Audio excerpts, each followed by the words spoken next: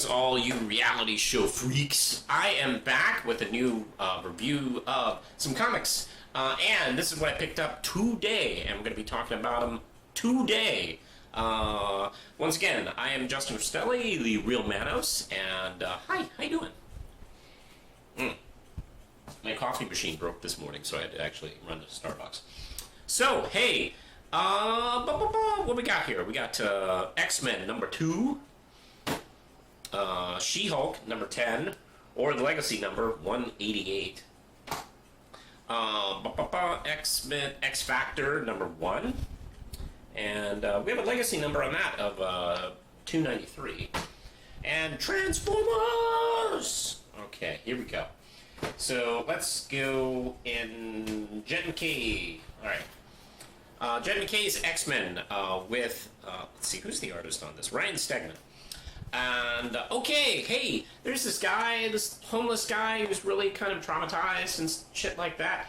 And his social worker is there trying to kind of talk him out of it. He's rambling on about being abducted by aliens, and dun-dun-dun, a whole ton of an alien invasion come to get him, pick him up, and the X-Men are there because they got a tag on Cerebro, like, hey, there's a mutant just, like, activating, and, okay, I'm going to spoil this, but the alien invasion isn't real, it's coming from his mind, and he is upset by aliens, so his mind is creating this alien invasion, but unfortunately it's very real terms, so we're fighting like these simulated aliens that don't really fit like any of the aliens that the Marvel characters are familiar with. It's kind of a mishmash and stuff like that, which features probably one of my favorite bits in this action sequence is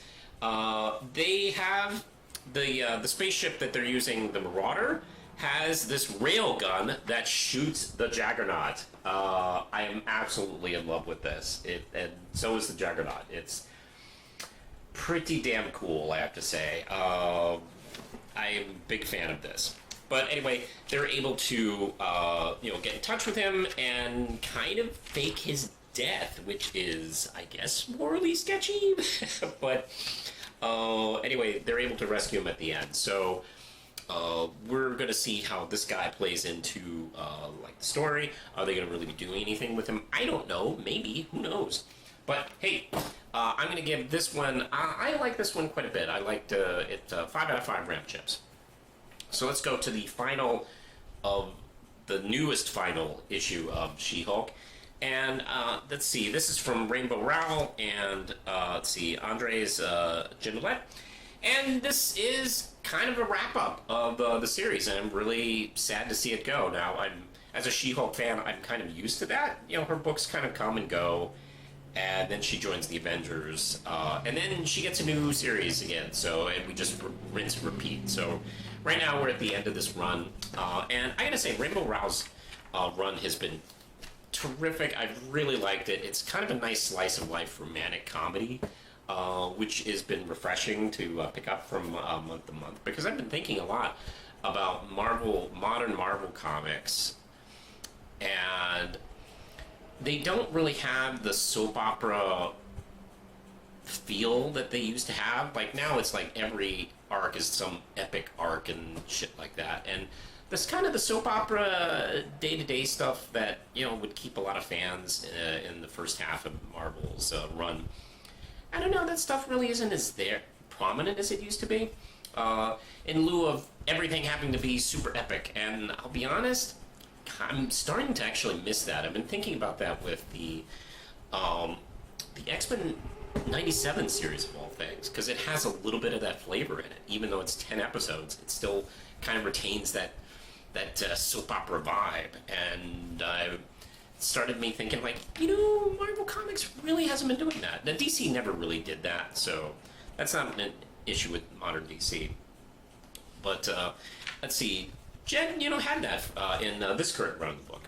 So anyway, she's trying to figure out she's trying to figure out again how to balance her partnership law firm with Mallory Book, and working in the Avengers again, the new team under Captain Marvel.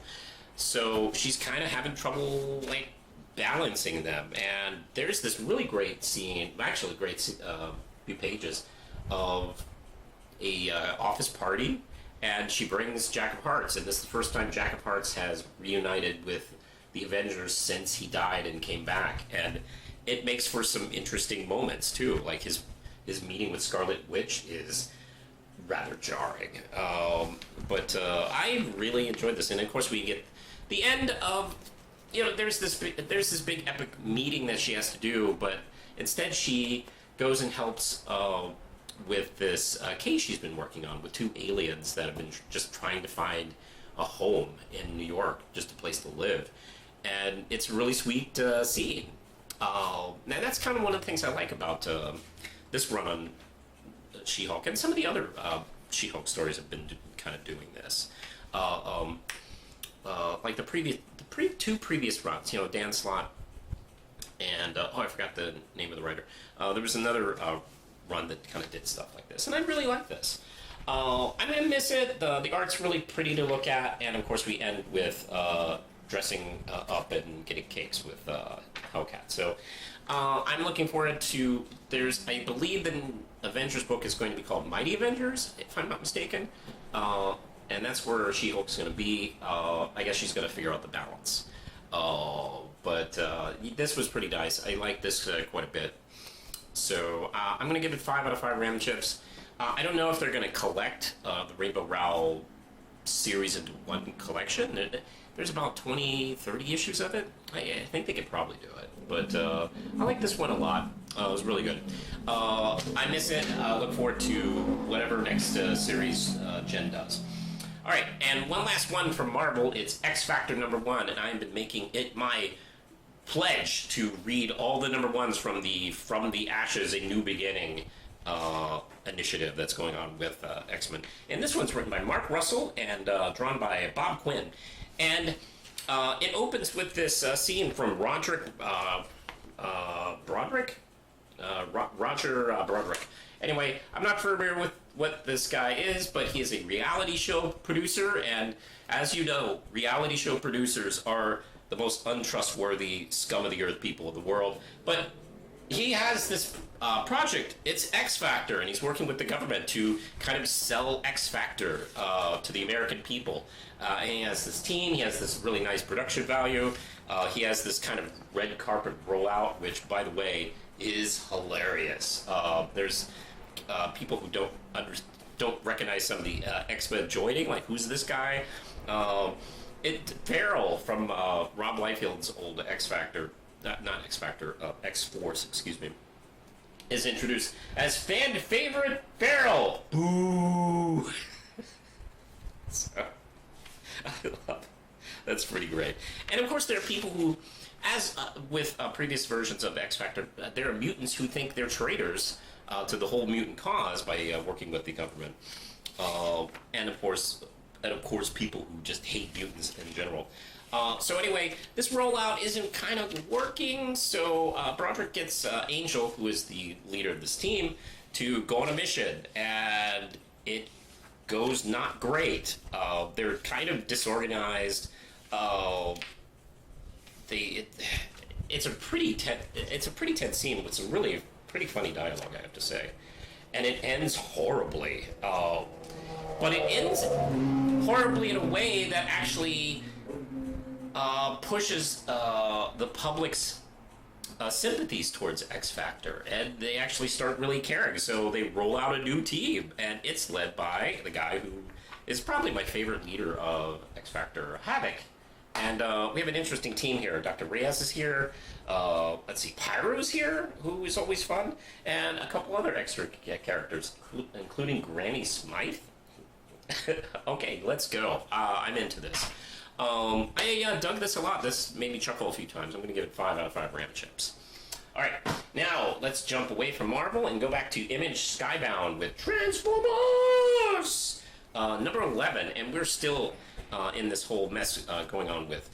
Let me just get Danny Warren Johnson, George Corona, and the Cybertron is being pulled towards Earth, while Optimus, Elita 1, RC has rescued like Ultra Magnus, who has been held by Shockwave for years and tortured, and he is kind of traumatized from it. He's captured Jazz and Cliffjumper, and the mission is to get them the hell out before they're tortured for years. So yeah, that brings on a mission. Let's see, Carly wants to go, but RC doesn't think she's ready yet. Let's see, Spike and Beachcomber have Astro Train like tied down, and they're like, yeah, maybe we can just take off and not fight. But anyway, things go nuts during the rescue attempt. That's when Shockwave brings in Devastator. Love this shot. And let's see, Wheeljack is able to bring in a repaired Ultra Magnus, although his mind is not up to fighting standards right now. So holy crap, pretty crazy cliffhanger right here. So not bad. As usual, this is a really excellent book. 5 out of 5 RAM chips. Oh, I think I've given everything 5 RAM chips today. I really enjoyed this week's books. And of course, George Corona's art is just absolutely gorgeous. All the lovely detail. Like, he's really making these robots angry and really emotional, and like the humans are really nicely done. Done this one a lot. Very good stuff. So, hey, what did you read this week? Let me know in the comments below. Did you read these 4 books? What did you think about them? What are you reading the number 1s from the X-Men titles? Let me know in the comments below. Really helps my algorithms. You can click like, subscribe, and hit the notification bell. And from All Things Manos, you can find me at, let's see, Threads, Instagram, Twitter. Yes, Twitter. Let's see, whatever, Tumblr. And of course, you can follow me on Substack. You can either do the free or paid tiers and get to see my written work as well as my videos. And if you follow me on Substack, you won't miss a video like you can sometimes over here on YouTube. So it's free to join, and the videos are always free, by the way. Also, you can support this channel with Patreon, as well as the publishing side of the Manos universe. And by the way, I am doing a new book of horror short stories. The Kickstarter is starting in a couple weeks in September, so keep on the lookout. I'll be talking more about that soon. So I think I'm going to head out, so push the button, Lindsay.